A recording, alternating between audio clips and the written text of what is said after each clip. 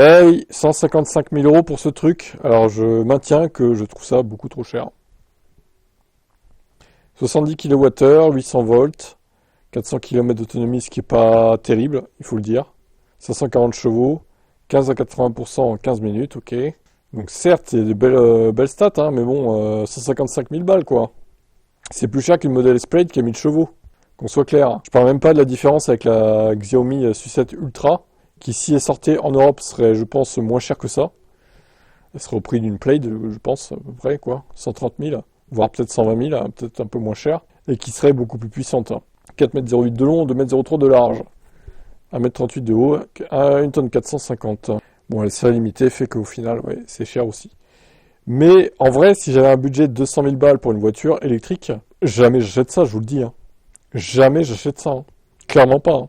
Je prendrais, je pense, une Porsche ou une Model S-Plaid à la limite, ou une Sucette Ultra, sauf si, bon, elle n'est pas disponible en Europe, c'est dommage. Mais bon, je prends pas ça en tout cas.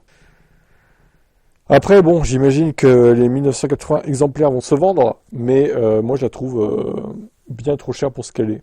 Il y a au moins 50 000 balles de trop, selon moi. Bon, après, voilà.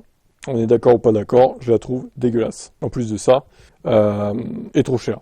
Donc, alors, elle est pas dégueulasse, j'exagère peut-être un peu, mais ça fait la voiture de Jackie Tuning un peu quoi. Voiture de Kekos. Ça me convient pas. Donc voilà, mon avis sur cette R5 Turbo 3E. Mais bon, au moins Renault a tenté un truc. Je pense pas que les ventes suivent. Pas sûr que les 1980 exemplaires partent comme des petits pains non plus, vu le tarif. Allez, ciao.